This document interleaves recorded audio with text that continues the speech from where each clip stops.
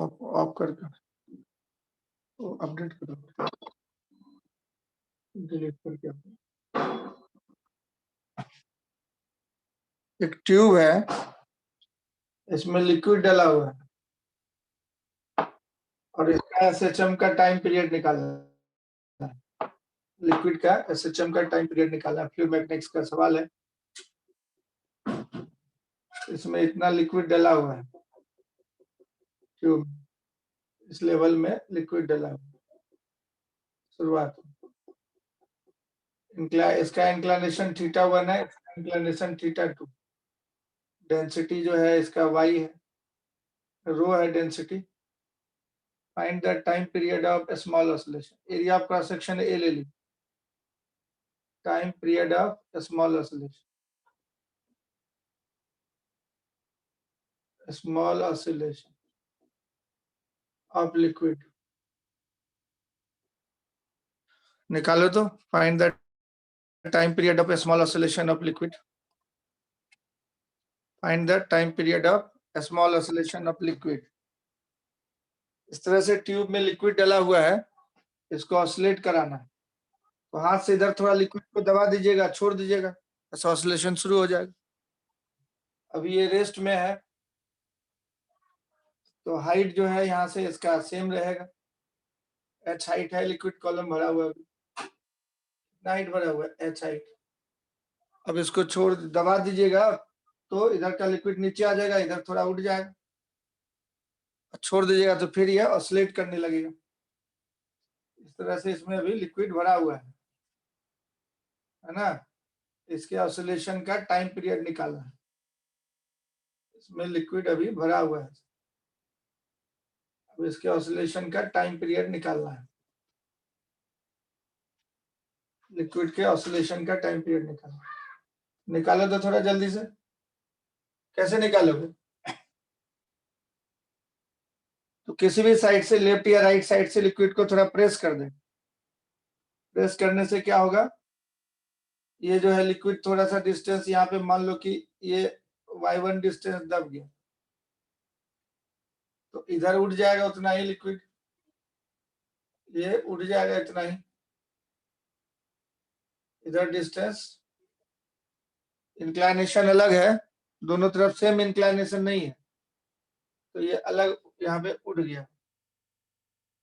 y1 से दबाया और ये y2 से उठ गया।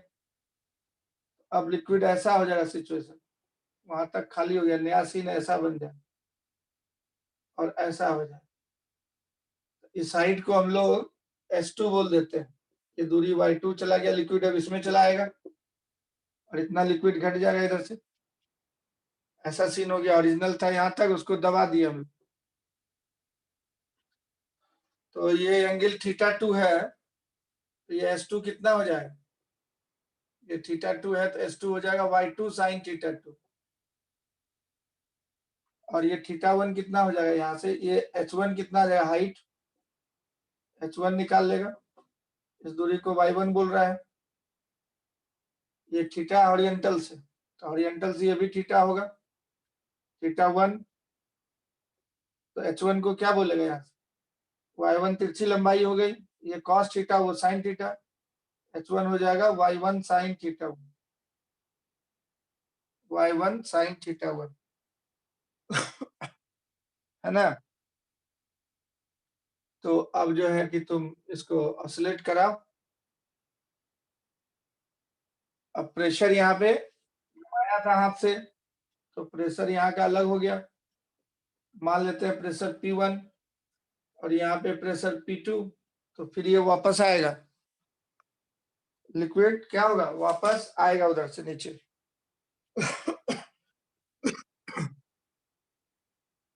निकालो। अब नेट फोर्स, रिस्टोरिंग फोर्स क्या हो जाएगा, pressure difference into area of cross section, net restoring force, net restoring force. तो प्रेशर यहाँ का P2 है, और वहां से यहाँ तक आना है तुमको, P1 तक, लिखिएगा P2 प्लस रो GS2 ये हाइट कितना नीचे है S2, ये हाइट S2 और फिर ये हाइट H1, तो rho g S2 plus rho g H1 equal to P1, rho g S2 plus rho g H1 equal to P1।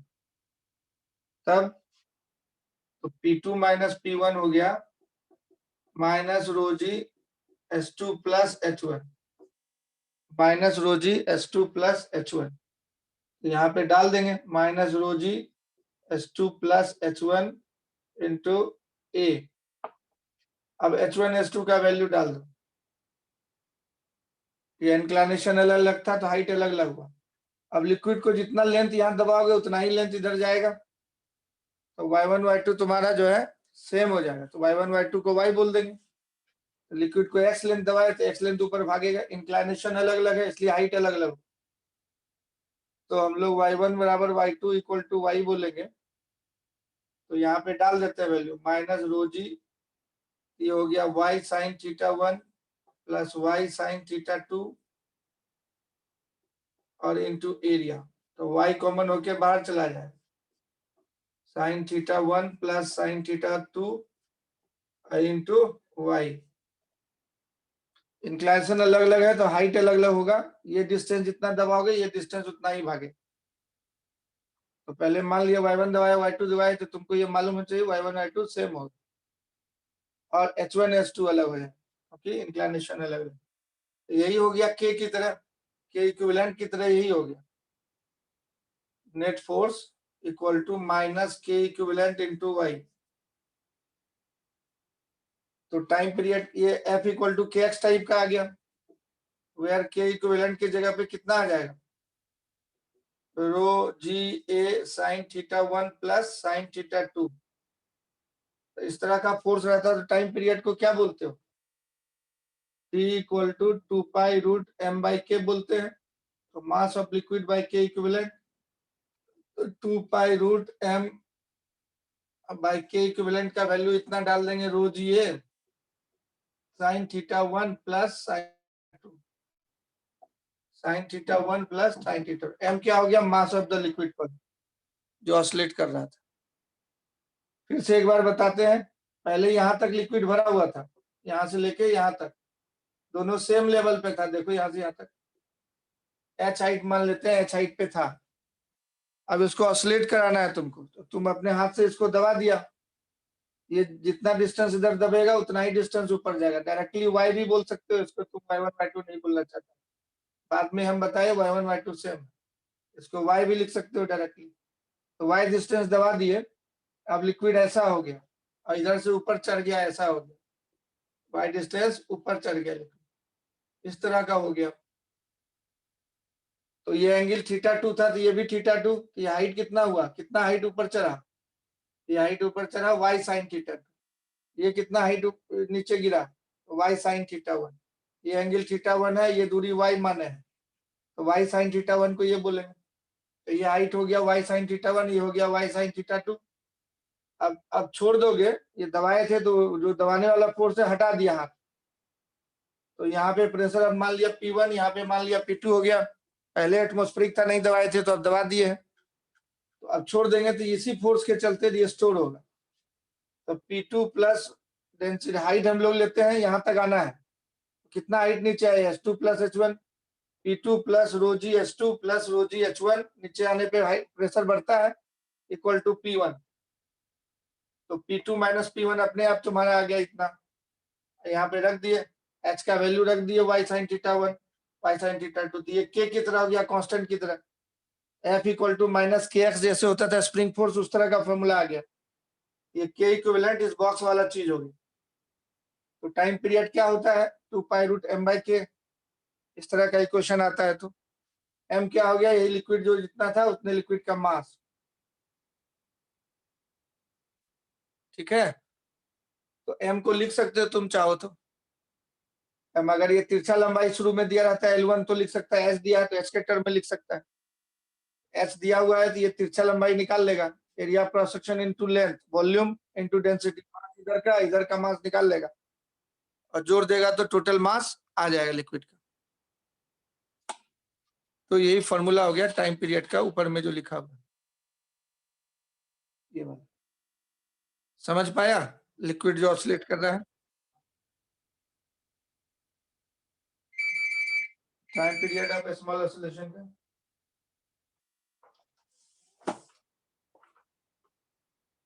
Yes, इसको नोट कर लो थोड़ा जल्दी से। हाँ बोलो पहले। हाँ सर बोलिए। हाँ हाँ क्लास में है, तो क्लास के बाद फ्री होंगे 5 बजे।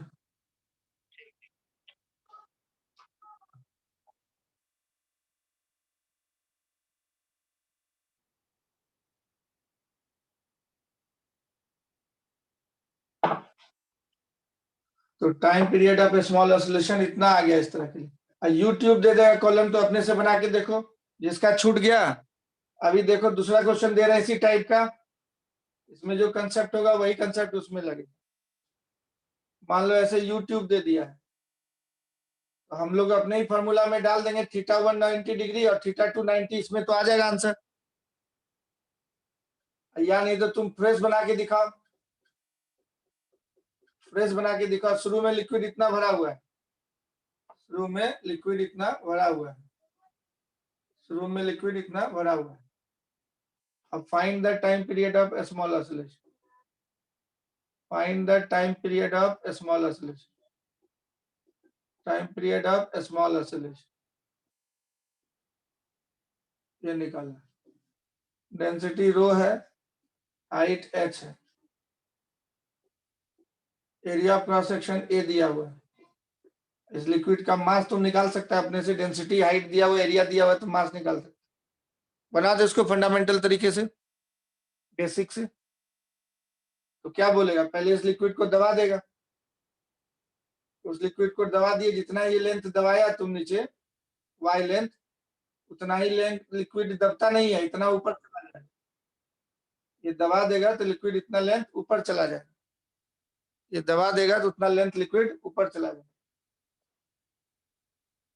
एक एक करके आता है। देखो जी इधर सुबह ऐसे लिक्विड दिया हुआ था इतना बड़ा, अब इसका टाइम पीरियड निकालना है स्मॉल ऑसिलेशन का। तो क्या करेंगे, हाथ से इस लिक्विड को दबा दें, लिक्विड दबता नहीं, जिधर जितना इधर दबाओगे उतना ऊपर फेंक देगा। तो मान लो कि उधर से इतना दबा दिए हम लोग, वाई लेंथ नीचे कर दिया, शुरू में इतना दिया हुआ था, ओरिजिनल लेवल यही था, ओरिजिनल। और डिस्टर्ब करने के बाद लेवल अब ऐसा हो गया, दोनों में लेवल में डिफरेंस आ गया। ये फाइनल लेवल दाहिने साइड का, फाइनल लेवल बाएं साइड का। तो लिक्विड ये ऊपर चढ़ जाएगा, तो वाई डिस्टेंस तुम इधर दबा दिया तो वाई डिस्टेंस ये ऊपर चढ़ जाएगा। अब रिस्टोरिंग फोर्स निकालो, तो पहले एटमॉस्फेरिक प्रेशर, अब दबाने के चलते प्रेशर बदल गया। तो यहाँ का प्रेशर कुछ मान लेते हैं P1, यहाँ का प्रेशर कुछ मान लेते हैं P2। तो अब वहां से यहाँ तक आओ, P2 प्लस रो जी, ये दूरी हो गया तुम्हारा h, ये भी हो गया h, तो 2h आएगा। P2 प्लस नीचे आने पे डेंसिटी प्रेशर बढ़ता है, नीचे आने पे प्रेशर बढ़ेगा। तो तुम वाई लेंथ दबाया था तो वाई लेंथ ऊपर गया, तो इसको वाई वाई ही लिखो, h नहीं वाई वाई लिखो। वाई लेंथ ऊपर चढ़ गया था, वाई लेंथ उधर से दबाया तो वाई लेंथ ये ऊपर चढ़ गया। तो rho g Y, P2 plus rho g Y plus इसमें भी रो जी वाई है ना, इक्वल टू P1। यहाँ का प्रेशर जितना होगा यहाँ का प्रेशर वही होगा, रेस्ट में लिक्विड ओरिएंटल लेवल में सेम रहता है। तो P2 माइनस P1 तुम्हारा हो गया डेल्टा P, प्रेशर डिफरेंस। तो minus rho g into Y plus Y, 2y हो गया। तो ये हो गया। अब net force, restoring force delta P into area of cross section of the tube, तो minus rho g A into 2y। अब y को छोड़ के बचा है 2 रो जी ए, ये बन गया k की तरह। इसको क्या बोलेंगे, minus K equivalent into Y. तो के तुम्हारा इक्विवेलेंट कितना आ गया, 2 रो जी ए। तो टाइम पीरियड क्या लिखता है इस तरह का, जब फोर्स का इक्वेशन रहता है तो 2 पाई रूट एम बाई के, कल बताए थे। इसको डाल देगा, 2 पाई रूट एम हो गया इसी लिक्विड का मास, और डिवाइडेड बाय के हो गया तुम्हारा 2 रो जी ए। और m का वैल्यू डालो, m का वैल्यू डालेगा तो कितना होगा, इधर का एरिया a है, शुरू में कितना हाइट दिया था लिक्विड, h हाइट, वॉल्यूम हो गया इंटू डेंसिटी, मास हो गया, और उधर का भी था उतना ही, इतना हो जाएगा मास। अब मास अगर पुट कर दोगे 2AHG AH rho by 2 rho GA, तो 2 रो A कट जाएगा, H/G बच जाएगा, 2 पाई रूट H/G बच जाएगा। तो शुरुआती लेवल जितना दिया था उतना बाई G, ये हो गया time period of small oscillation. और ये फॉर्मूला तुम डायरेक्ट लिख सकते थे, इसमें से θ1 90 डिग्री है, θ2 90 डिग्री कर दोगे तो आ जाएगा m/2 रो G है। ये जो अभी फॉर्मूला हम बताए थे, इधर तिरछा था θ1 से, इधर θ2 से, तो θ2 हो गया 90 और θ1 हो गया 90, इसमें डायरेक्ट रख दोगे, रेडीमेड फॉर्मूला तुमको बना दिए जनरल, तो आंसर आ जाएगा इतना, ये वाला आ जाएगा। बाद में मास का वैल्यू डाल देंगे तो इतना आ जाएगा। समझ पा रहा है, यस और no?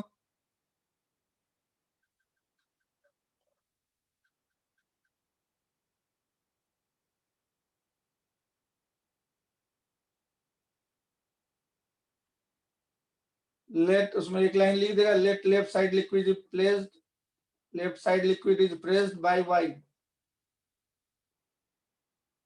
Pressed by y, so right side liquid is lifted by y, liquid is lifted by y and released, इतना दबा के छोड़ दिए, उसके बाद ये क्वेश्चन लिख दिए। इसी तरह से प्रॉब्लम बना सकते हैं। दूसरा क्वेश्चन मान लो तुमको ऐसा दे दिया,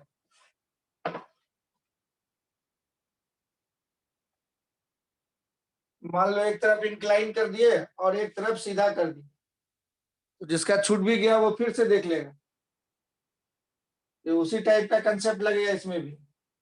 मान लो एक तरफ ऐसे सीधा कर दिए, एक तरफ इंक्लाइन कर दिया, तो कंसेप्ट वही रहेगा जो अभी बताए हम, दोनों तरफ वाला बताए थे। तो ये थीटा एंगल है, और शुरू में H height liquid, original level यहां तक है, लिक्विड शुरू में ओरिजिनल लेवल यहां तक है। अब इसका टाइम पीरियड निकालो तो जल्दी से जी दीपाली, कश्यप साहिल निकालो जल्दी से, एच हाइट दिया हुआ है, रोही निकालो जल्दी से, वैष्णवी इसका time period of small oscillation निकालो तो जल्दी से।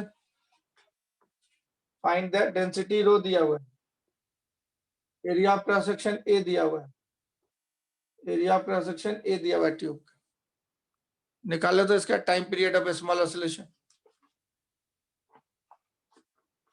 जल्दी निकालो, इसको निकाल के बताओ उसी तरीके से जैसे पहले बताए थे वैसे ही।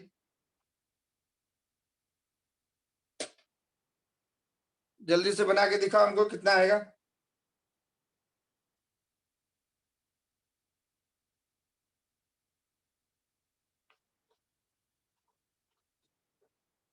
तो क्या करेगा, let left side liquid is pressed by y, left side liquid is pressed by y distance, pressed by y distance along the tube, distance along the tube,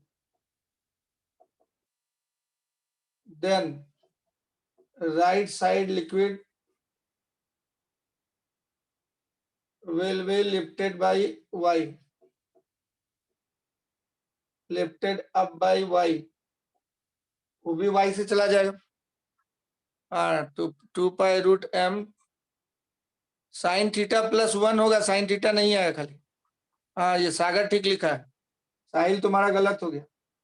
अब दबा दिए तो ये लिक्विड का लेवल यहाँ आ जाएगा, वाई डिस्टेंस ये दबा दिए ऐसे, वाई डिस्टेंस इधर, वाई डिस्टेंस शिफ्ट करेंगे, जितना बड़ा है उतना ही यहाँ पे वाई डिस्टेंस लिक्विड ऊपर चला जाएगा ऐसे, क्योंकि लिक्विड दबता नहीं है, तो ये दब गया मतलब इधर नीचे आ गया, लिक्विड दबा नहीं, इधर नीचे जितना आया उधर इधर ऊपर फेंक देगा। अब इसका वर्टिकल कंपोनेंट निकाल लो, ये कितना होगा हाइट, हमको हाइट से मतलब होता है, ये एंगल थीटा है तो ये भी थीटा, ये एच हो जाएगा वाई साइन थीटा। अब यहाँ पे प्रेशर तुम मान लेगा P2, यहाँ प्रेशर मान लिया P1। अब ऊपर से नीचे तक आ जाओ, ये डिस्टेंस हो गया h तुम्हारा, ये डिस्टेंस हो गया y तुम्हारा। तो P2 प्लस रो जी, यहां तक पहुंचो, यहां तक रो g y plus H, y plus H यहाँ का आ गया। अब यहाँ का प्रेशर यहाँ के प्रेशर के बराबर होगा तो बराबर P1। तो P2 माइनस P1 हो गया delta P, final minus initial. तो minus rho g y plus H, H का वैल्यू डाल दो y साइन थीटा, तो y बाहर आ जाएगा, minus rho g into Y into 1 plus sine theta. अभी नेट फोर्स को लिखेंगे रिस्टोरिंग फोर्स, यही हो जाएगा डेल्टा पी इंटू एरिया। तो ये हो गया हमारा minus rho g Y 1 plus sine theta into Y, ये पूरा के इक्विवेलेंट की तरह हो गया। तो नेट फोर्स हो गया minus K equivalent into Y. तो जैसे ही ऐसा फोर्स आए तो बोलते हैं एसएचएम है, F proportional to minus Y आया तुरंत चिल्लाएंगे भैया SHM. F proportional to minus Y आया तो बोलेंगे रोड पे जा रहा है कोई पकड़ लेंगे, बोलेंगे भैया एसएचएम। पूछेगा कैसे, बोलिएगा कि F proportional to minus X आ गया, restoring force proportional to minus of displacement, उस तरह का आ गया तो बोलेंगे एसएचएम है। तो के टाइम पीरियड इसका होता है 2 pi root M by K equivalent. M का वैल्यू डाल दो चाहो तो, नहीं तो छोड़ भी सकते हो। रो जी ए 1 प्लस साइन थीटा, तो ये आंसर हो जाएगा। एम डालेगा तो ये लेंथ दिया होना चाहिए तुमको, शुरुआत में हाइट दिया था, थीटा दिया था, तो ये लेंथ निकल जाएगा। एरिया इंटू ये लेंथ करेगा तो आएगा R into volume into density से इधर का मास, और इधर का मास निकाल लेगा, एरिया इंटू हाइट, वॉल्यूम हो गया इंटू डेंसिटी मास, छोड़ देगा तो एम निकल जाएगा, है ना। ये हाइट दिया हुआ है h, ये लंबाई कितना होगा, ये थीटा है, इसको मान लेंगे L, L sine theta equal to H. तो एल इक्वल टू हो गया एच बाई साइन थीटा। तो मास निकालेगा अगर, इधर शुरू में कितना लेंथ भरा हुआ था, एच हाइट भरा हुआ था, या इस एच को कैपिटल एच बोलते हैं, कैपिटल एच मान लो भरा हुआ था। तो L equal to capital H by sine theta लिख लो, स्मॉल एच हम लोग इस सब का नाम दिए। इधर कैपिटल एच भरा हुआ था तो कैपिटल एच लिख देते हैं। तो इधर का लेंथ हो गया जो लिक्विड भरा हुआ था एच बाई एल लेंथ भरा हुआ था, तो rho into L volume into ये area, volume into density mass इधर वाला हो गया, इधर वाला मास हो जाएगा rho into H into area, यही टोटल मास हो जाएगा। तो चाहो तो तुम डाल सकते हो उसको, एल की जगह पे डाल देगा H by sine theta plus H, H भी बाहर हो जाएगा 1 by sine theta plus 1, H भी बाहर हो जाएगा। ये मास की जगह पे डालेगा तो ये वाला रो ए कट जाएगा, तो तुम्हारा आंसर आ जाएगा। एम के टर्म में नहीं चाहता है, इसके टर्म में चाहता था, हम यहाँ put where M equal to this much, M के टर्म में नहीं चाहता है तो उसको पुट कर सकता है, M equal to this much.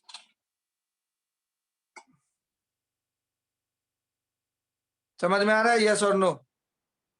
Liquid के ऑसिलेशन का टाइम पीरियड निकालने के लिए सिखाए, और डायरेक्ट फार्मूला दिए थे sine theta 1 plus sine theta 2, इधर थीटा 2 90 हो गया, साइन 91 हो जाएगा, इधर थीटा हो गया तो साइन थीटा 1 साइन थीटा हो जाएगा। डायरेक्ट फार्मूले में भी पुट कर देगा तो निकल आएगा। समझ रहा है इसको।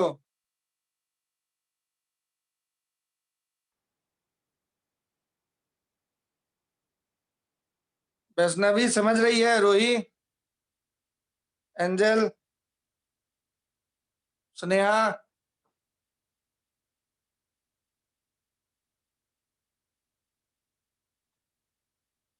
चंदन,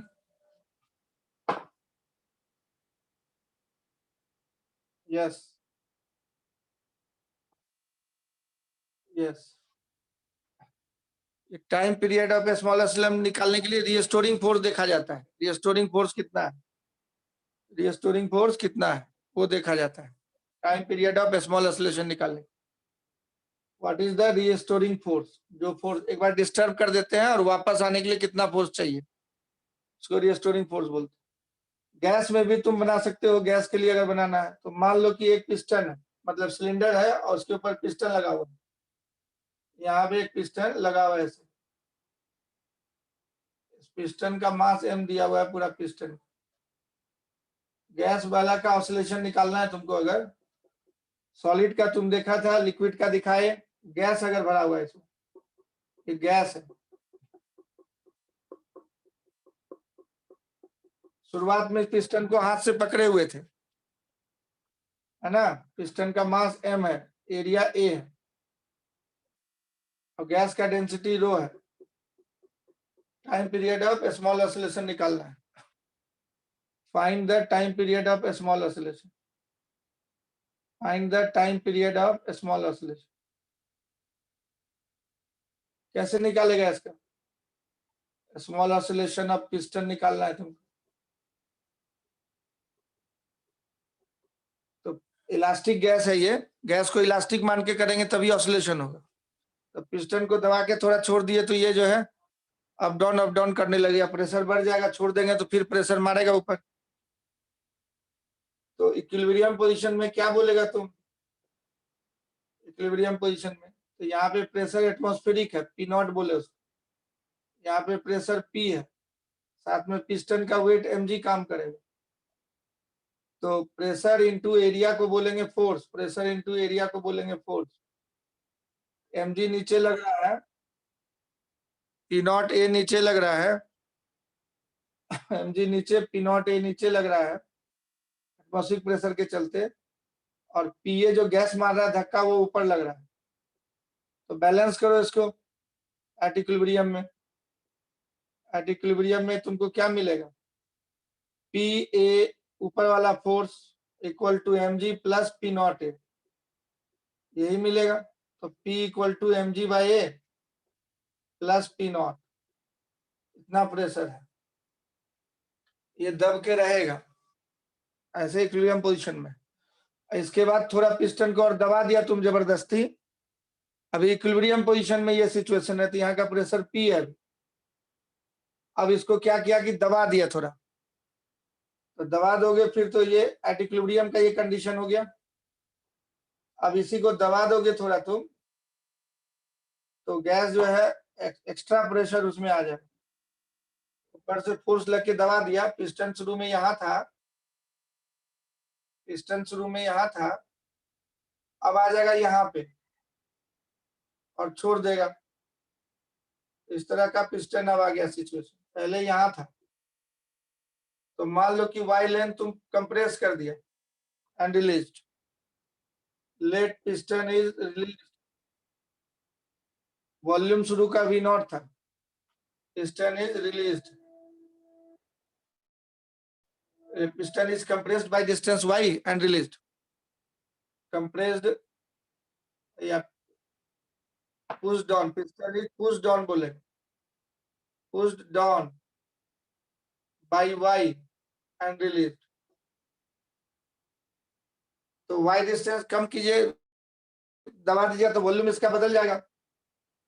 अब ये जो गैस है इसका वॉल्यूम कम हो जाएगा। शुरू में वॉल्यूम ये ज्यादा था, तो पूरा वॉल्यूम, ये दूरी h होगा, इसका वॉल्यूम होगा area of cross section into h। अब ये डिस्टेंस y दबा दिए तो ये वॉल्यूम कम हो गया अब इसका। तो जितना दबा दिया उसी के चलते प्रेशर बढ़ जाएगा, तो मारेगा धक्का, प्रेशर यहाँ इंक्रीज कर जाएगा, डैश हो जाएगा,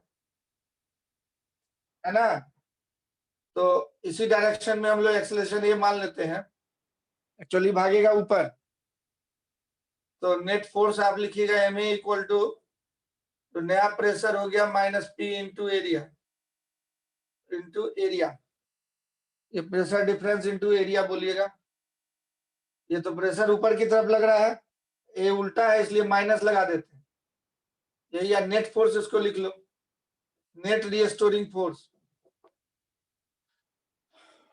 इसी को ma बोलेंगे हम लोग, माइनस लगा के लिख देते। तो प्रेशर बढ़ गया, ये डेल्टा पी कहलाता है इनटू एरिया। अब प्रेशर में इंक्रीज कैसे निकालेंगे हम लोग? तो यहाँ पे हम लोग बल्क मॉडुलस ऑफ इलास्टिसिटी का यूज करते हैं। तो definition bulk modulus of elasticity का आप जानते हैं, bulk modulus of elasticity pressure को रिलेट करता है। इस गैस में जो इलास्टिक प्रॉपर्टी है जिसके चलते ये वापस भेजेगा इसको, अपने शेप को रिगेन करना चाहेगा तो डिपेंड करेगा bulk modulus of elasticity gas का कितना है। गैस में कौन सा इलास्टिसिटी होता है? Bulk modulus of elasticity B. तो बी का फॉर्मूला हम लोग पढ़े थे minus delta P by change in volume by original volume, यही पढ़े थे। तो वही माइनस डेल्टा पी का वैल्यू यहाँ पे आप लिख दीजिएगा, P dash minus P into K ना, ये डेल्टा पी इंटू ये आया नेट फोर्स ऊपर की तरफ। तो डेल्टा पी यहाँ पे लिखे, उसमें ऑलरेडी माइनस लिखा हुआ है तो यहाँ लिखने की जरूरत नहीं है। Minus B into delta V by V nought, ये delta V by V nought B के पास चिपका देंगे इंटू एरिया, ये हो जाएगा। अब चेंज इन वॉल्यूम निकालिए तो अब कितना होगा? चेंज इन वॉल्यूम निकालिए कितना होगा? फाइनल वॉल्यूम भी है, इनिशियल वॉल्यूम वी नॉट है, यही वाला वॉल्यूम चेंज किया तो चेंज इन वॉल्यूम को क्या बोलिएगा? Area of cross section into Y. Change in volume को क्या बोलेंगे? Area of cross section into Y distance जो दबाए थे, यही वॉल्यूम दब गया है, this is the change in volume. तो वो डाल देंगे हम लोग यहाँ पे। अब काम हो चुका है, इतना नोट कर लो पहले। यहाँ तक समझ में आया? यस और नो? रिस्टोरिंग फोर्स निकल गया हम लोग। अब ये जैसे ही डालेंगे यहाँ पे काम हो जाएगा। ये हो जाएगा minus B into A square by V naught into Y. तो यही जो हो गया B A square V naught by V naught, यही के इक्विवेलेंट की तरह हो जाएगा। तो फाइनली हम लोग लिख देंगे यहाँ पे, ये हुआ स्टेप 1, ये हुआ स्टेप 2, और ये यहाँ पे लास्ट में स्टेप 3 लिखेंगे हम लोग। यही नेट फोर्स जगह नहीं है इसलिए ऊपर स्टेप 1 स्टेप 2 स्टेप 3 कर दिया ताकि आपको नोट करने में आसानी हो। एफ नेट इक्वल टू ये minus K equivalent into Y. इस केस में के इक्विवेलेंट कितना हो गया? B A square by original volume, जितना भी वॉल्यूम दिया हुआ, हाइट दिया हुआ तो ए इंटू एच लिख देंगे। तो टाइम पीरियड को क्या बोलेंगे? 2 pi M by K equivalent. तो ये हो गया 2 पाई एम बाई, अगर इसका मास जो है एम बाई कितना जाएगा? के इक्विवेलेंट, के इक्विवेलेंट कितना हो गया? एम जो है ये गैस का जो मास है वो लेना पड़ेगा, या पिस्टन पे रिस्टोरिंग फोर्स, या पिस्टन पे रिस्टोरिंग फोर्स है तो पिस्टन का ही मास लीजिए, एम लिखा हुआ है M. M by K equivalent, M by K equivalent कितना हो जाएगा?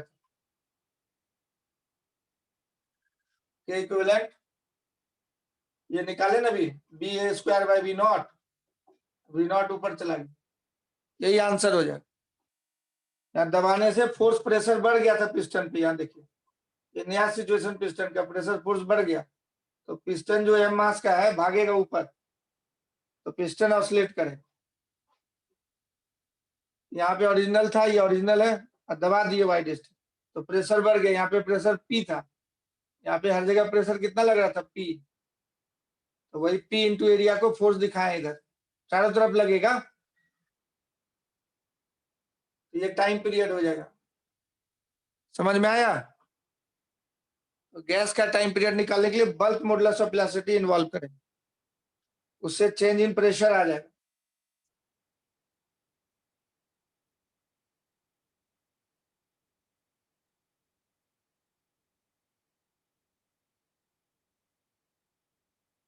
क्या किए? तो पहले ऐसे दिया हुआ था, मतलब ये पिस्टन अपने भार के चलते नीचे आ रहा होगा एमजी से, तो गैस का प्रेशर फोर्स लगाया ऊपर, एटमॉस्फेरिक प्रेशर भी लग रहा था पी नॉट ए, वो भी फोर्स लगा रहा था, इधर से जो प्रेशर बढ़ा वो फोर्स लगाए तो बैलेंस हो जाएगा। तो पी का वैल्यू इतना होगा, इनिशियल वाला पी। अब इसके बाद पिस्टन को दबा दिए वाई डिस्टेंस नीचे, तो प्रेशर गैस का बढ़ गया, वॉल्यूम कम हो जाने से प्रेशर बढ़ गया, तो change in pressure P dash minus P से निकाल लिए हम लोग। यही चेंज इन प्रेशर का फॉर्मूला इसी में, इसे डेल्टा पी निकाल लेंगे और यहाँ पे डाल देंगे, चेंज इन प्रेशर जितना हुआ इनटू एरिया को फोर्स बोलेंगे, तो वो डाल दिए यहाँ पे। और अब चेंज इन वॉल्यूम कितना हो गया? इतना ही वॉल्यूम तो कम हो गया था दबाने से, एरिया इंटू वाई को बोलेंगे चेंज इन वॉल्यूम, वो डेल्टा वी की जगह पे यहाँ पे डाल दिए। ये minus K equivalent into Y type का आ गया, तो ऐसा आ गया तो इसका मतलब एसएचएम करेगा। तो time period 2 pi M by K, तो पिस्टन पे जो फोर्स लग रहा था यही पिस्टन को ऊपर की तरफ ले जा रहा था। शुरू में पिस्टन ऐसा था, बाद में दबा के, ये ओरिजिनल था ऐसे और फाइनल ऐसे था, मतलब इनिशियल कंडीशन ऐसा था इनिशियली, और उसके बाद हम लोग दबा दिए जबरदस्ती। यहाँ लिखे है let piston is push down by Y and released. तो इतना आ गया टाइम पीरियड। समझ में आया जी, यस और नो? तो गैस का एसएचएम का पिस्टन कैसे एसएचएम कर रहा है इसी तरीके से निकालेंगे। प्रेशर कहां से निकालेंगे? बल्क मॉडुलस ऑफ वेलोसिटी से। Bulk modulus of velocity formula से निकालेंगे।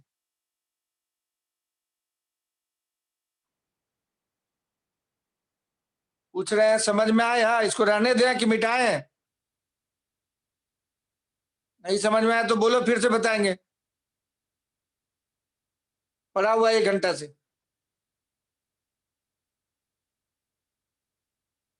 ठीक, तो यही हो गया टाइम पीरियड गैस का। गैस का टाइम पीरियड। तो सॉलिड लिक्विड गैस सबका तुमको एसएचएम बता रहे। सॉलिड लिक्विड गैस सबका एसएचएम बता रहे। अब ग्रेविटेशन तुम पढ़ा था, ग्रेविटेशन में भी जो है कोई पार्टिकल जो है एसएचएम करता है, वो तुमसे पूछ रहा है कि एसएचएम करता है कि नहीं करता है, बताइए।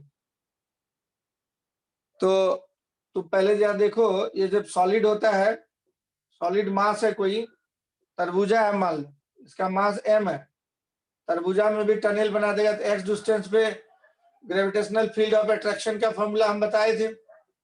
x डिस्टेंस पे क्या बताए थे? Gravitational field of attraction attract करता है यहाँ पे gm/r³ इंटू x, ये फॉर्मूला बताए थे,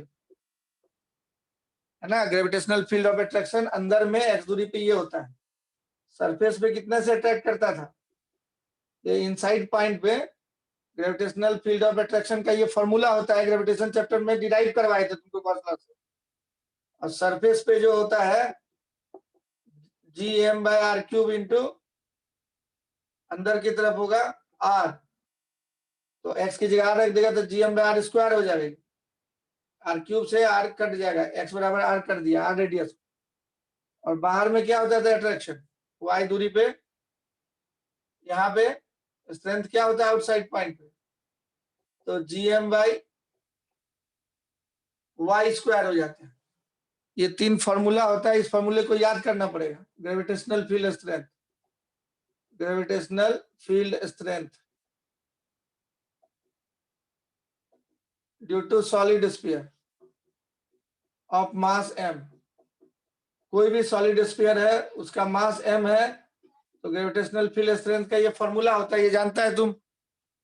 अब बोलेगा कि अर्थ में टनल कर दिए तो एसएचएम कर रहा है, उसमें एक मटर का दाना डाल दो तो एसएचएम करेगा। तो कैसे एसएचएम करेगा वो देखो।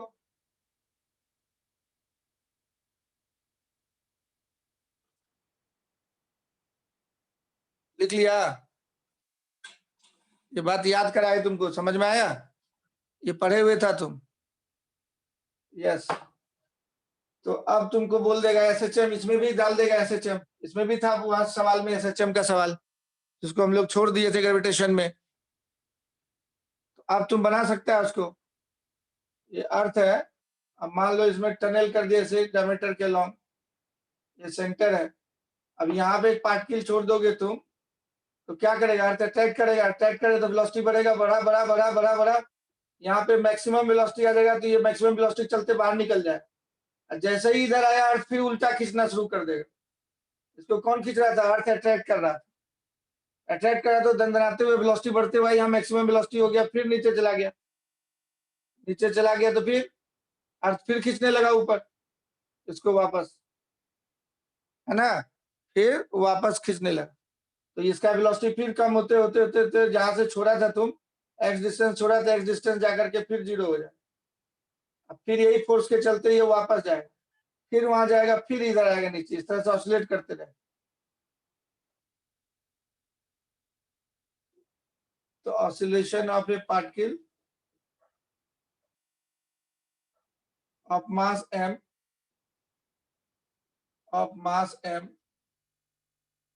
inside the tunnel of Earth.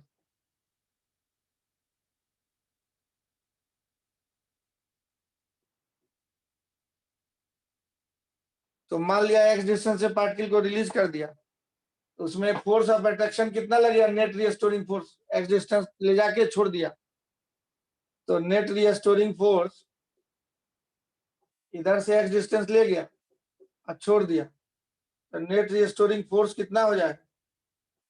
F net equal to जो पार्टिकल का मास है और इंटर जितना ग्रेविटेशनल फील्ड होता है, तो minus M into E net, x दूरी पे जो नेट स्ट्रेंथ होगा, तो यहाँ पे स्ट्रेंथ कितना होता है? स्ट्रेंथ का वैल्यू यहाँ पे कितना होगा? यहाँ पे स्ट्रेंथ का वैल्यू कितना होगा?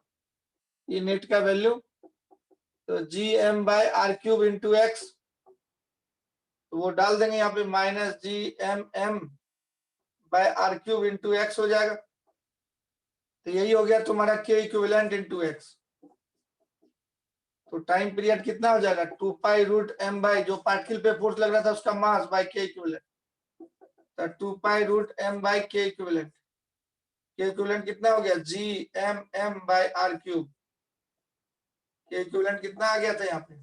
जी M M by R cube. तो वो डाल देंगे तो एम एम कट जाएगा, तो बच गया, ये फिक्स्ड हो गया सब चीज, R cube by G M, R cube by G M. अब आर रेडियस का मालूम है, मास मालूम है, जीएम को जी आर स्क्वायर बोलता था, तो जीएम को जी एट सरफेस, अर्थ के केस में अगर ये अर्थ है तो जीएम को जी इंटू रेडियस स्क्वायर बोलता था। वो यहाँ पे डाल दोगे भाई बच्चा लोग, यहाँ डाल दो, r q by g r square डाल देगा, तो क्या बचेगा? 2 पाई रूट, वो आर क्यू में से आर कट गया, आर बाई जी।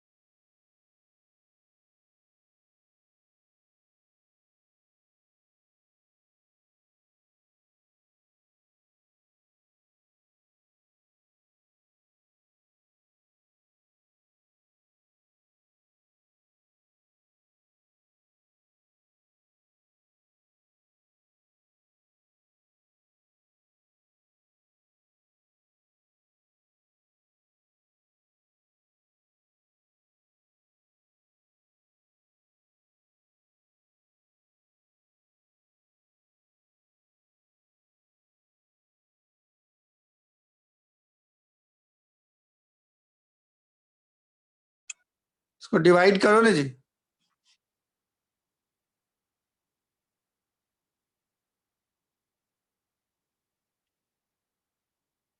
कितना सेकंड है?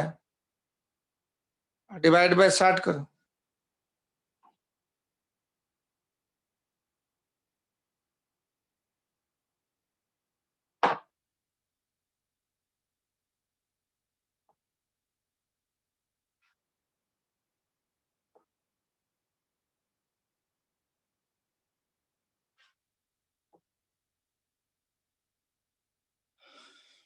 कितना आया था?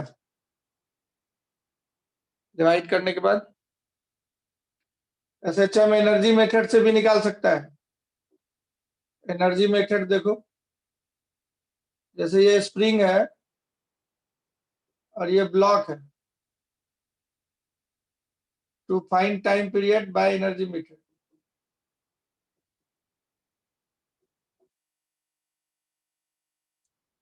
अब इसमें हम लोग बोलते हैं कुछ दूर खींच के छोड़ दिए, इसको डिस्टर्ब करके छोड़ दिए, और जब ये एक्स डिस्टेंस पे हो, ये इक्विलिब्रियम पोजीशन, मान लो यहाँ तक खींच के छोड़ दिए, जब ये एक्स डिस्टेंस पे आया लौट के, ये वापस आ रहा होगा, जिसका वेलोसिटी होगा v, किसी टाइम t पे एक्स डिस्टेंस खींचा हुआ है, तो इसमें टोटल एनर्जी लिखो, टोटल मैकेनिकल एनर्जी कितना होगा। हम लोग जानते हैं कि we know that in SHM total mechanical energy is constant, total mechanical energy is constant, total mechanical energy E is constant SHM में। तो किसी टाइम t पे टोटल मैकेनिकल एनर्जी लिखो, mechanical energy at time t time पे mechanical energy बताओ तो इसका क्या होगा। ब्लॉक में काइनेटिक एनर्जी है और स्प्रिंग तनाया हुआ एक्स से, तो हाफ के एक्स स्क्वायर हुआ। अब ये E कांस्टेंट है, E बराबर कांस्टेंट,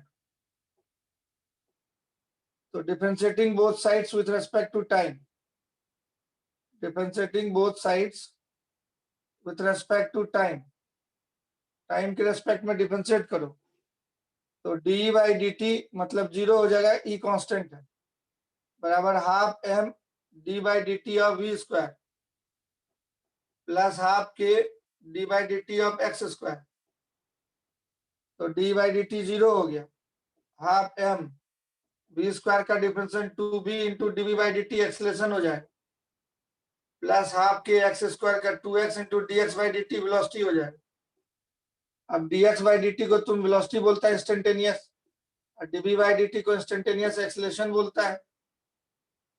इसमें डालो वैल्यूज, 2 से 2 कट गया, तो क्या बचा, 0 equal to m into v into acceleration, ये 2 से 2 कट गया, plus k x into d x by D t को v लिख देते हैं इंस्टेंटेनियस वेलोसिटी, तो v जीरो में जाके भस्म हो जाए, m a plus k x बच गया, m a equal to minus k x आ गया, इसका मतलब a equal to minus k by m into x हो गया। माइनस के बाई एम को ओमेगा स्क्वायर बोलते हैं, एंगुलर फ्रीक्वेंसी का स्क्वायर, ये एस एच एम हो गया, ओमेगा स्क्वायर तुम्हारा आ गया कमीना के बाई एम, तो टाइम पीरियड हो जाएगा रूट कमीना, मतलब 2 पाई बाई ओमेगा होता उल्टा हो जाएगा, तो एम बाई के आ जाएगा टाइम पीरियड, यहाँ से ओमेगा आ जाएगा के बाई एम, और टाइम पीरियड को 2 पाई बाई ओमेगा बोलते हैं, तो वहां से ओमेगा निकाल के इसमें डाल देंगे तो यही आंसर हो जाए। स्प्रिंग ब्लॉक का यही आंसर लिखता है ना, 2 पाई रूट एम बाई के, उसको एनर्जी मेथड से बताएं, तो टोटल एनर्जी एसएचएम में कांस्टेंट रहता है, उसका यूज किए, इसलिए इसका डिफरेंशिएशन जीरो हो गया, ई कांस्टेंट है तो उसका D by D T zero हो जाए। समझ पाया तो यस बोलो, नहीं समझ पाया तो नो बोलो। एसएचएम को निकालने का ये दूसरा तरीका है, एनर्जी मेथड, एसएचएम को शो करने का दूसरा तरीका। समझ पाया जी सब कोई, सबसे पूछ रहे हैं।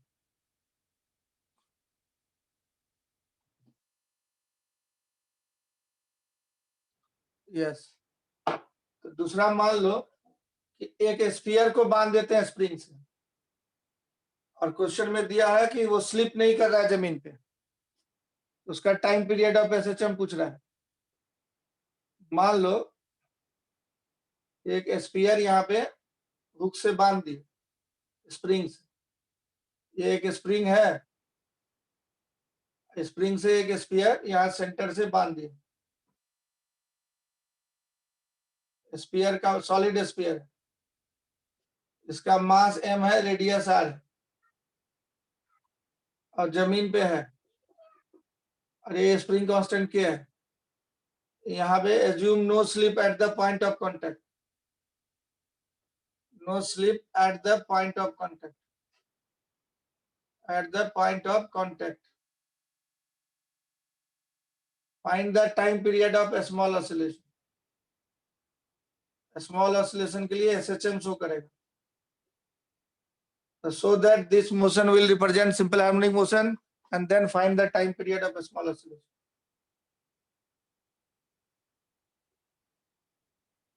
तो मान लो कि स्प्रिंग को तुम खींच दिया या बॉल को पकड़ के खींच दिया, कुछ दूर तक छोड़ दिया, ये इक्विलिब्रियम पोजीशन है. अभी ये मीन पोजीशन है. अभी स्प्रिंग कोई फोर्स नहीं लगा रहा है. रिलैक्स पोजीशन में स्प्रिंग है, रिलैक्स्ड है स्प्रिंग. जब तुम खींच के छोड़ दोगे, यहाँ से यहाँ तक खींच दिया, छोड़ दिया, तो जब ये वापस आया यहाँ पे, तो उस समय उसका कुछ वेलोसिटी होगा. तो हम लोग डिस्टर्ब कर रहे हैं इसको. डिस्टर्ब करना पड़ता है ऑसिलेशन कराने के लिए. ऐसे डिस्टर्ब नहीं करोगे तो ऑसिलेट नहीं होगा. हम लोग मानेंगे कि मान लिया कि कुछ दूर खींच के छोड़ दिए, जिसमें ये एक्स डिस्टेंस पे है, उसमें वापस आ रहा है, जिसके सेंटर ऑफ मास का वेलोसिटी, सेंटर ऑफ मास का वेलोसिटी, ये वाले पॉइंट का वेलोसिटी ऊपर दिखा देते हैं, v है सेंटर ऑफ मास का वेलोसिटी. बॉटम का नहीं, सेंटर ऑफ मास. और साथ में ये आएगा तो नो स्लिप करते हुए आ रहा है. क्वेश्चन क्या रहा है? एंगुलर स्पीड भी होगा इसका ओमेगा. तो ये इधर आ रहा था, ऐसे घूमते हुए आएगा, ऐसे घूमते हुए आएगा, एंगुलर स्पीड होगा. तो उसमें एंगुलर स्पीड इसका ओमेगा मान लेते हैं. इस टाइम में एंगुलर स्पीड ओमेगा मान लिया. सेंटर ऑफ मास का वेलोसिटी v बोल दिया. सेंटर ऑफ मास का वेलोसिटी v बोल दी, है ना. तब क्या होगा? तो रेडियस इसकी r है, r दिया हुआ है रेडियस. तो इस पॉइंट ऑफ कांटेक्ट का नो स्लिप के लिए क्या इक्वेशन लिखता है? ये भाग रहा है इधर v से, इधर ओमेगा r होगा. तो नो स्लिप के लिए जमीन में ये पॉइंट और ये पॉइंट दोनों का वेलोसिटी सेम होगा. जमीन वाला का तो 0 होता है. v minus omega for no slip के लिए इक्वेशन लगाइए. रोटेशन में जो पढ़े थे, इससे omega equal to v by R आ गया. अब energy at time t, mechanical energy at time t लिखते हैं हम लोग, of spring plus sphere system. तो एनर्जी क्या क्या होगा बोलो तो? हाफ के एक्स स्क्वायर होगा. एक्स डिस्टेंस से स्प्रिंग को खींच दिए हैं तो स्प्रिंग में पोटेंशियल एनर्जी इतना हो जाएगा. और इसमें rotational kinetic energy plus translational kinetic energy, half m v square plus half ICM into omega square. अब आईसीएम को हम लोग बोलते थे स्फीयर के लिए 2/5 mr स्क्वायर. तो वो डाल देते हैं, हाफ के x square plus half m v square plus half into 2/5 mr square. और ओमेगा का वैल्यू नो स्लिप के लिए v बाई आर होता है. तो v square by r square, r square cut गया. ये बच गया हाफ के x square plus half m v square, यहाँ से 2 कट गया, plus 1/5 m v square, 1/5 m v square. अब इसको जोड़ दो, एलसीएम लो तो कितना आ जाएगा? ये 7/10. तो हाफ के x square plus 7/10 m v square. ये टोटल काइनेटिक एनर्जी रोटेशन का होता था, जो कि डायरेक्ट हम बताए थे नो स्लिप करने के बाद रोटेशन में total kinetic energy rolling motion का. तो रोलिंग मोशन का kinetic energy lambda plus 1 into half m v square बताए थे ना.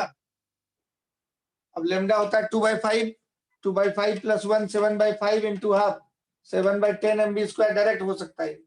ये फॉर्मूला जो स्टूडेंट याद रखेगा, नो स्लिप के लिए स्फीयर का रोलिंग मोशन करते हुए यही काइनेटिक एनर्जी होता है.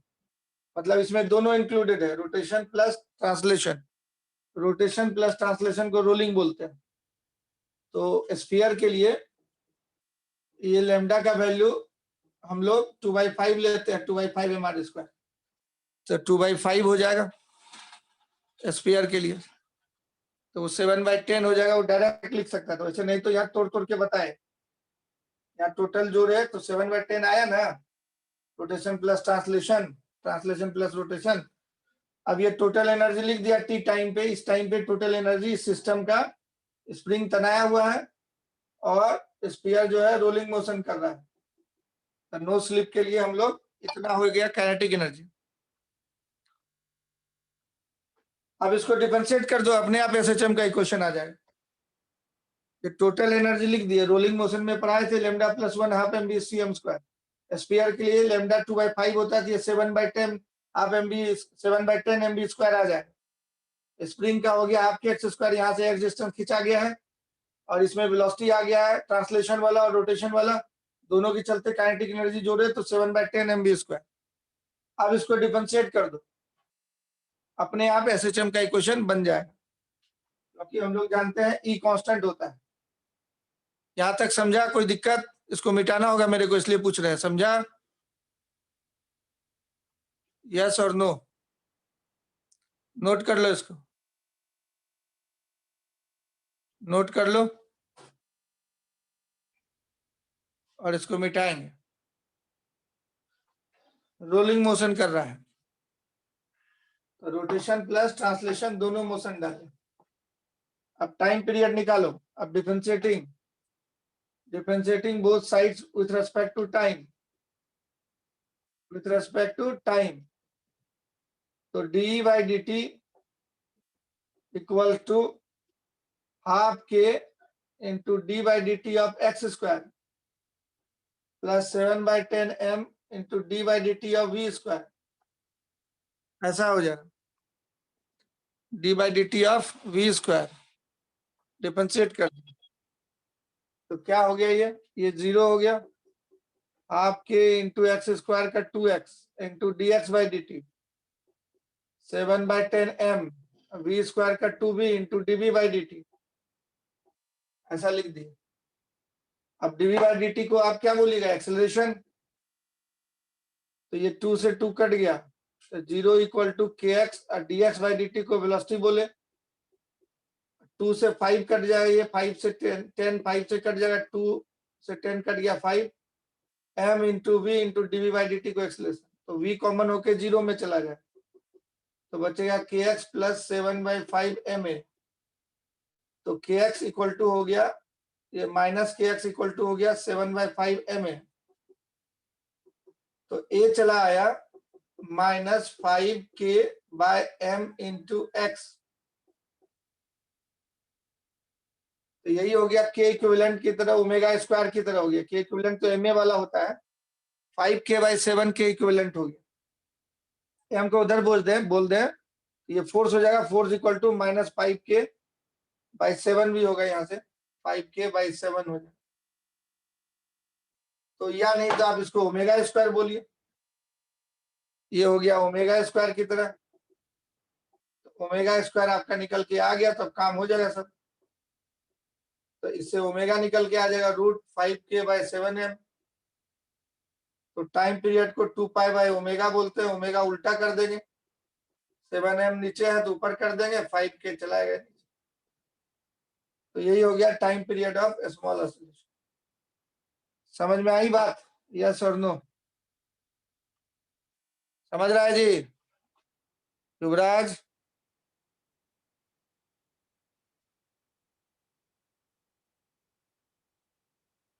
यस,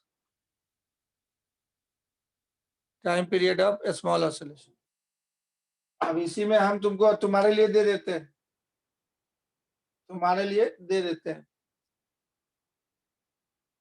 कि भाई एक इस तरह से स्प्रिंग है, स्फीयर के टॉप पे बंधा हुआ है, तब निकालो time period of small oscillation. ये स्फीयर के टॉप पे ये लगा हुआ है, ये सॉलिड स्फीयर है, उसके टॉप पे वो सटा हुआ, नो स्लिप कर रहा है जमीन पे। रेडियस आर है, मास m, यहाँ पे हुक से बंधा हुआ है solid sphere. Find the time period of small spring constant k। Find the time period of small oscillation of solid sphere. Assume no slip at point of contact. At the point of contact.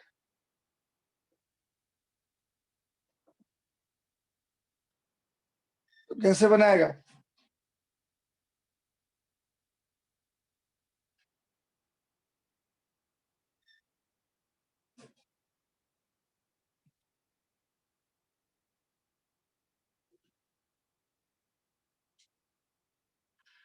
बना दे इसको, try करो जल्दी से, try करके बताओ जल्दी से कितना आएगा।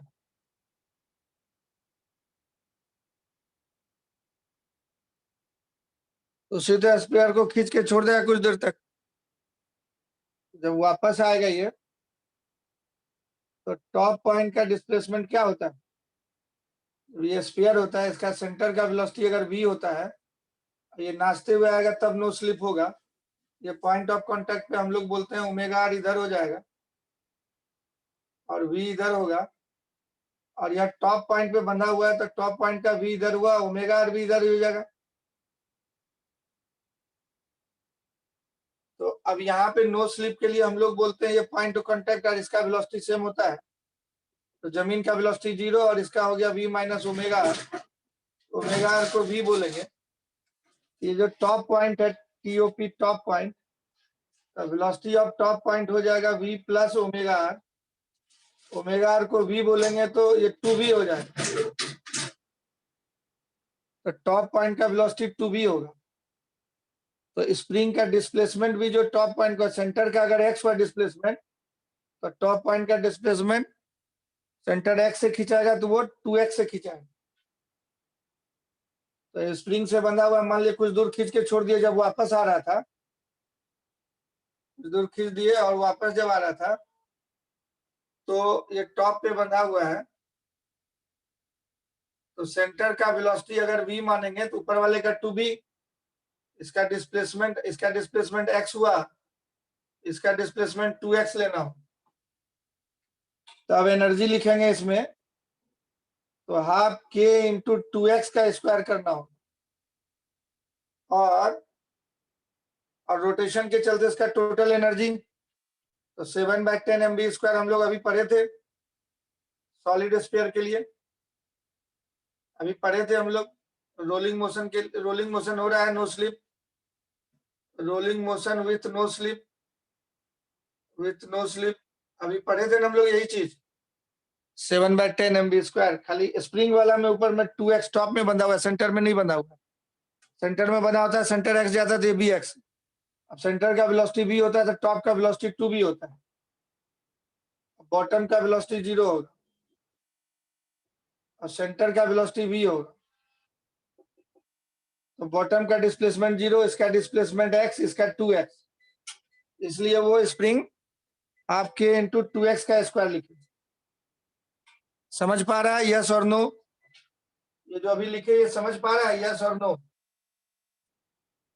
अब एनर्जी लिख दिए हम, इसको अब डिफरेंशिएट कर दो, एनर्जी लिख दिए हैं, अब इसको डिफरेंशिएट कर दो फटाफट, एनर्जी लिख दिए हैं, इसको डिफरेंशिएट कर दो फटाफट, आ जाएगा टाइम पीरियड अपने आप। तुम समझ रहे हैं जी साहिल, ये बात समझ में आई? आदित्य, ठाकुर आदित्य, चलो अब इसको डिफरेंशिएट करो जल्दी से, टाइम पीरियड निकालो कितना आता है।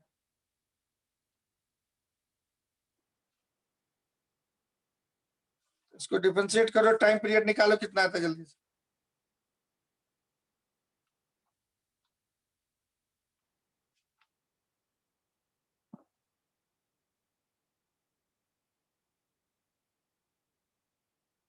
इसको डिफरेंशिएट करो, टाइम पीरियड बताओ कितना आएगा।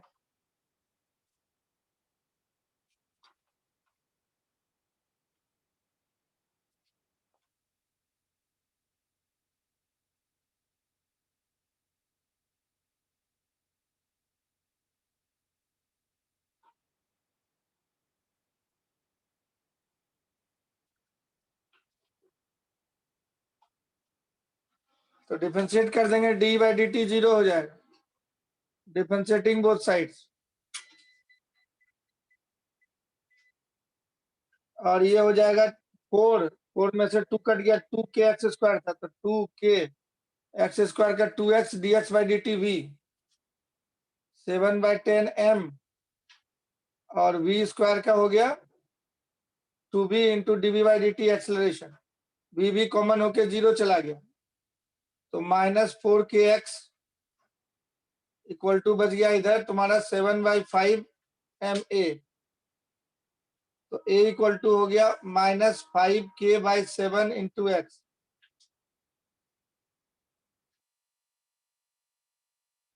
5 इंटू 4 हो गया ना, या 20।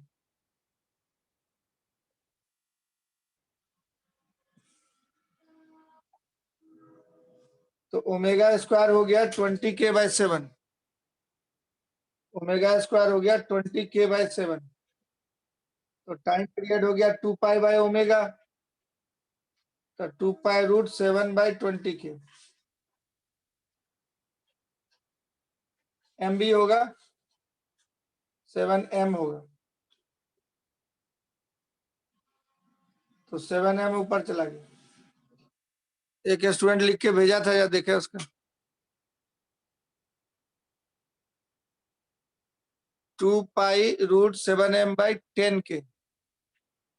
10K होगा कि 20K होगा?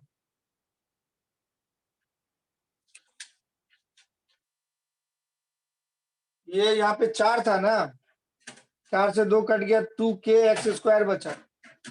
2K(x²) का 2x इंटू dx/dt भी।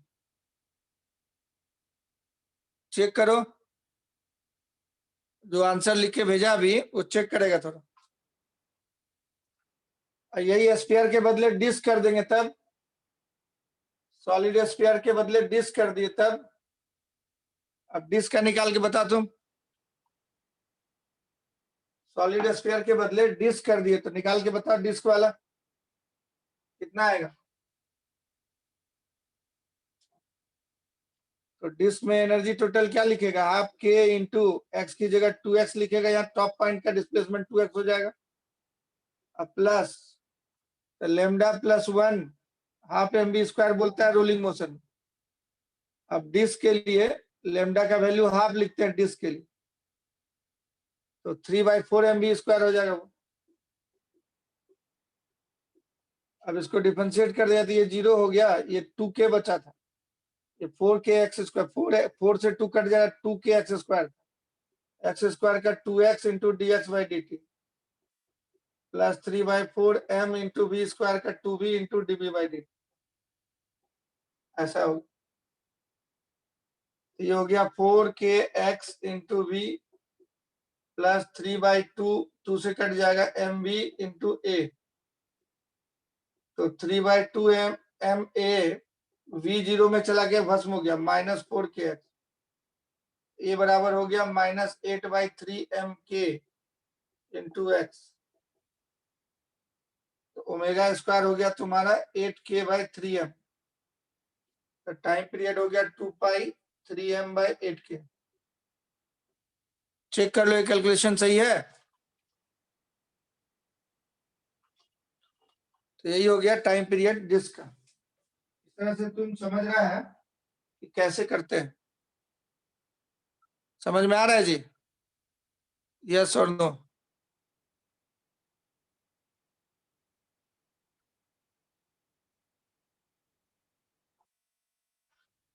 यस। नेक्स्ट, मान लो 3 स्प्रिंग दिया हुआ है। एक ऐसे स्प्रिंग लगा हुआ है, एक पार्टिकल यहाँ बंधा हुआ है एम मास का, है ना, इक्विलिब्रियम में है। और दूसरा स्प्रिंग ऐसे लगा हुआ है, 3 स्प्रिंग लगा हुआ है। तीसरा स्प्रिंग ऐसे लगा हुआ है। 4 स्प्रिंग, 5 स्प्रिंग कैसे भी हो सकता है, एम मास का पार्टिकल है। तो ये तुम्हारा एंगल जो है 45 दिया हुआ है, यहाँ से 45 डिग्री पे, ये भी 45 डिग्री पे। ठीक है, स्प्रिंग कांस्टेंट K है, K है, K है।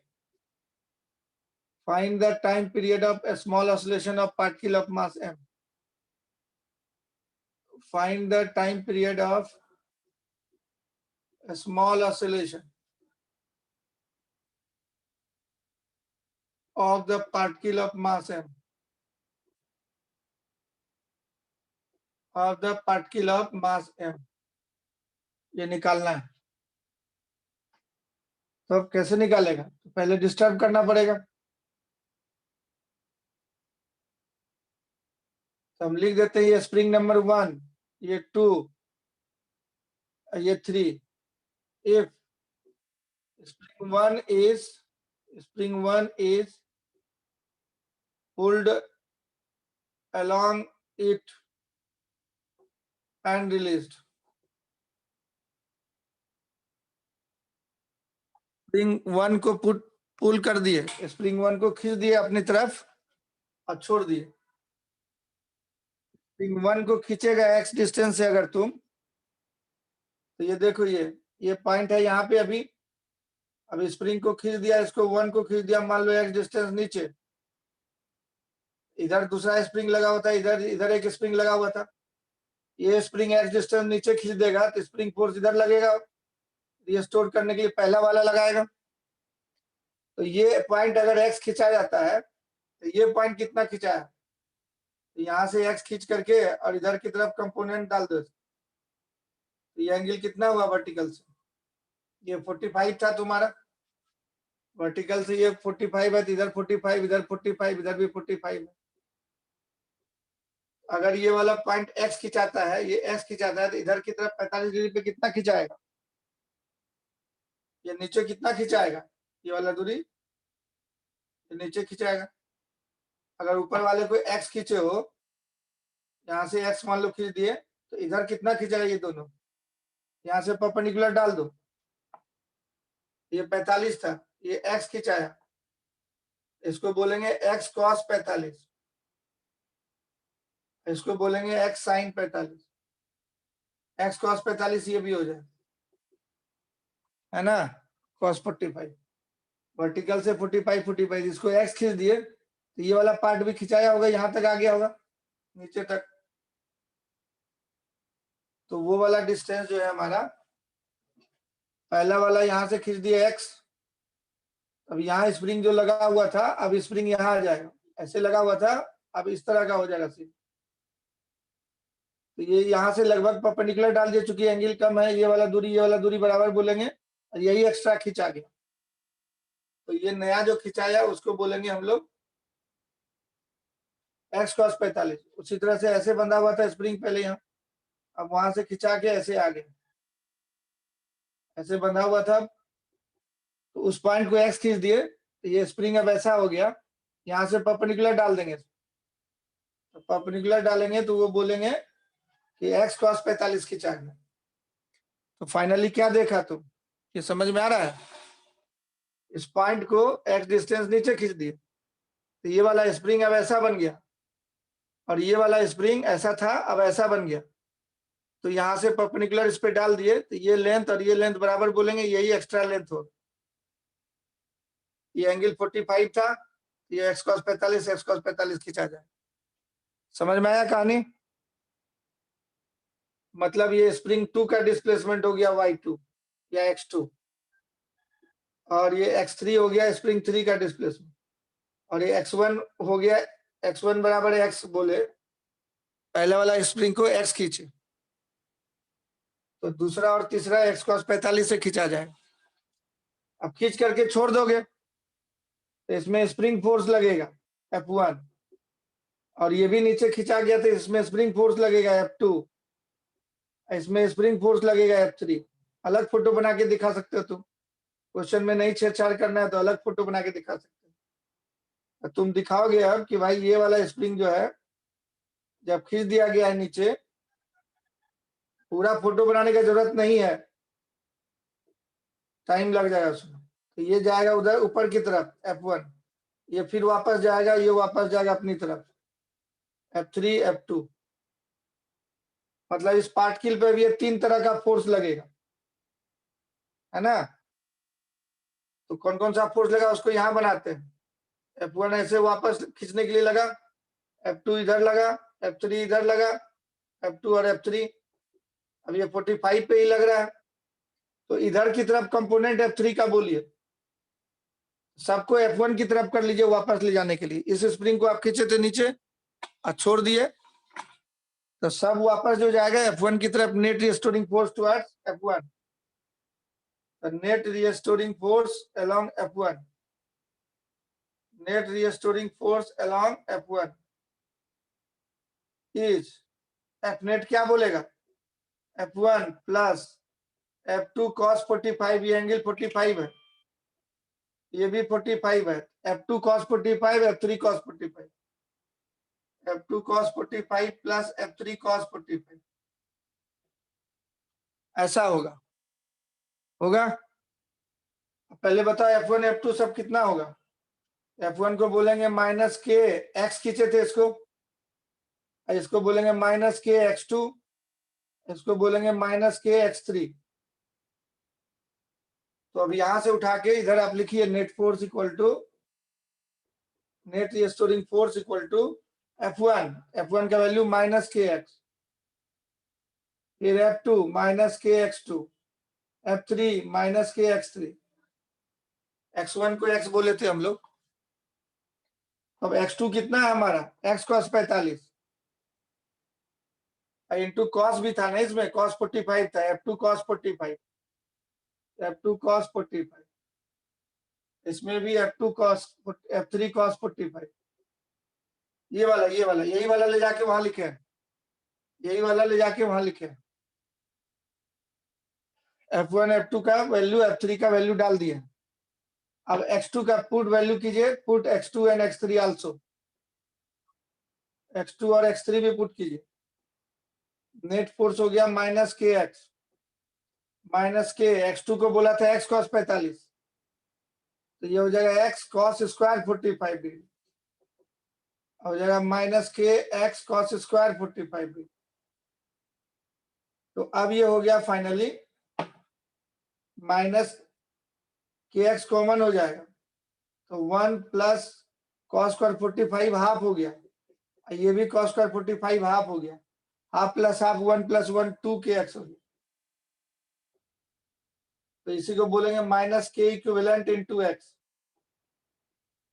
तो के इक्विवेलेंट हो गया 2k के बराबर, तो टाइम पीरियड हो गया 2 pi root m by K equivalent. K equivalent का वैल्यू डाल देंगे 2k, आंसर यही हो जाएगा m बाई 2k। समझ में आ रहा है? ये पूरा कहानी समझ में आया? पहले x में कंपोनेंट आया, अब फिर फोर्स का भी कंपोनेंट आया। नेट फोर्स निकाले इधर की तरफ, F3 cos 45, इसलिए cos स्क्वायर 45 हो। आया ना? समझ पाया जी?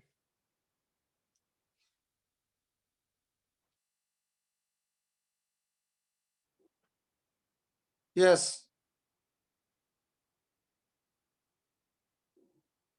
तो इस तरह से 4 स्प्रिंग दे देगा, 5 स्प्रिंग दे देगा, 6 स्प्रिंग दे, कंसेप्ट यही रहेगा। तो इतना रहने देते हैं, आज प्रैक्टिस करते जाओ, क्वेश्चन और बनाना शुरू करो। यही कंसेप्ट है, बार बार देख रहा है, रिस्टोरिंग फोर्स देखना पड़ता है। अब इसी कंसेप्ट से सारा क्वेश्चन बनाना है।